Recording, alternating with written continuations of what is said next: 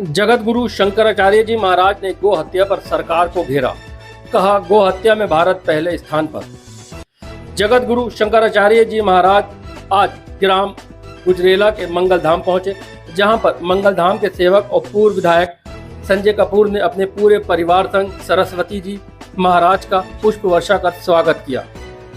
वहीं गो हत्या को लेकर सरस्वती जी महाराज ने कहा, इतना ही नहीं, बहुत बड़ी मात्रा में पूरे विश्व में गो मांस का निर्यात करने वाले देशों में भारत ऊंचा स्थान, लगभग पहला स्थान अब भारत को मिल रहा है। भारत पहले दूसरे तीसरे नंबर पर था, अब उसकी परिस्थिति पहले नंबर पर है ब्राजील के बाद।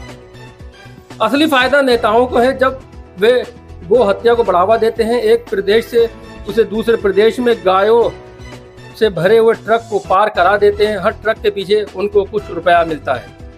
नेता लोग उस रुपए से अपनी राजनीति चमकाते हैं। वहीं सरस्वती जी महाराज ने एक नारा दिया, कहा, जो गो माता पर चोट करे हम उसको वोट कैसे दें। आखिर हमारी भी मजबूरी है, जो हमारी गो माता पर चोट कर रहा है हम उसे वोट कैसे दें।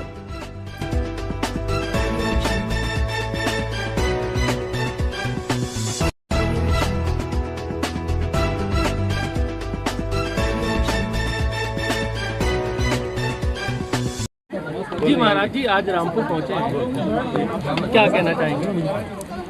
ये संजय कपूर जी मध्य प्रदेश में जो हमारे गुरुजी महाराज का आश्रम है वहाँ पर हमसे मिले थे लगभग 1 वर्ष पूर्व, और तभी से इन्होंने निवेदन किया था कि आप रामपुर के गजरौला धाम में, मंगल धाम में आइए।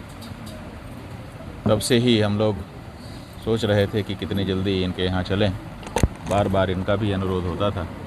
भगवान ने आज संयोग दिया है कि आज हमारा यहाँ पर आना हुआ है और अब हम मंगल धाम का दर्शन करेंगे। मूल भारतीय हैं, उनकी आज सबसे बड़ी जो चिंता है वो यही है कि उनकी संस्कृति का जो केंद्र रही गाय, आज उसके प्रति भारत की सरकार बहुत बड़ी उपेक्षा का भाव दिखा रही है। इतना ही नहीं, गौ मांस का निर्यात, गौ हत्या को हम नहीं स्वीकार कर रहे थे, लेकिन गौ हत्या को सरकारों ने जारी रखा है। इतना ही नहीं, बहुत बड़ी मात्रा में, इतनी बड़ी मात्रा में कि पूरे विश्व में गौ मांस का निर्यात करने वाले देशों में ऊंचा स्थान, लगभग पहला स्थान अब भारत को मिल रहा है। दूसरे तीसरे नंबर पर था, अब उसकी पहले नंबर पर जाने की परिस्थिति है ब्राज़ील के बाद। ये क्या है? देश में जो बच्चे हैं हमारे, जिनको आप कहते हैं कि इनका पोषण बहुत आवश्यक है और यही हमारे भारत देश के भविष्य हैं, उनके लिए आपने सर्व शिक्षा अभियान चलाया है, मिड डे मील दे रहे हैं। लेकिन पोषक जो दूध है, जो परंपरा से भारत के बच्चों का पोषण करता रहा, आज उसके बारे में भारत की कोई भी सरकार, चाहे प्रदेशों की सरकार हो चाहे केंद्र की सरकार हो, कुछ नहीं कहना चाह रही है। बच्चों को पोषक दूध, क्या ये निश्चित नहीं हो जाना चाहिए कि जब हमारी देशी जो गाय है उसका दूध हर तरह का पोषण बच्चों को प्रदान करता है, तो 1 गिलास 2 गिलास दूध बच्चे के लिए आरक्षित क्यों नहीं हो जाना चाहिए।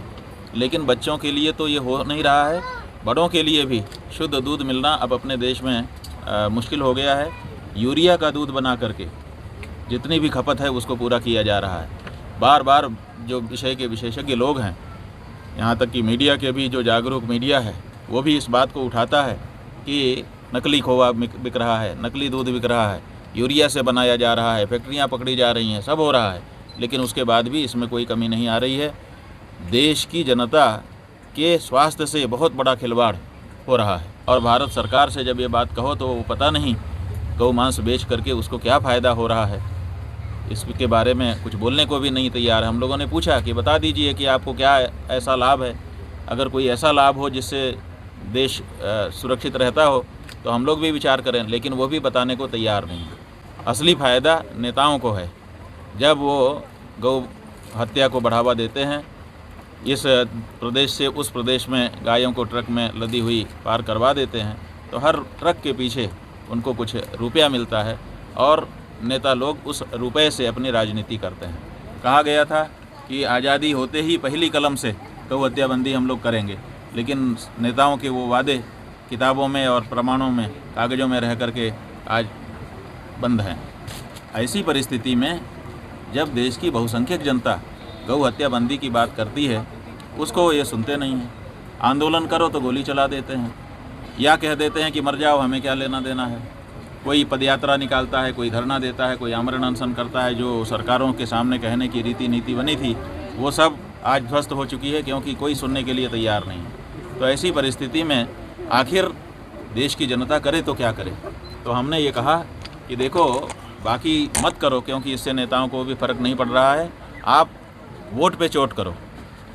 तो हम लोगों ने नारा किया कि करे जो गौ माता पर चोट, कैसे दें हम उसको वोट। आखिर हमारी भी मजबूरी है कि हमारी माँ पे जो चोट कर रहा है उसको हम अपना वोट कैसे दें।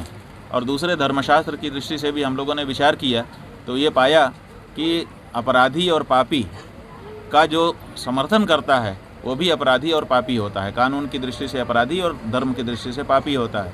तो अगर हम ये जो नेता जो हमारे वोट से जीतते हैं और संसद में या विधानसभाओं में जाते हैं और वहाँ पर गौ हत्या का कानून, गौ रक्षा का कानून नहीं बना करके गौ हत्या को प्रोत्साहन देते हैं, तो आखिर हमारे वोट से गए हैं, इसलिए उनके द्वारा किए गए इस कार्य का दोष, पाप हमारे ऊपर भी आता है। तो हम क्यों पापी बने बिना मतलब में।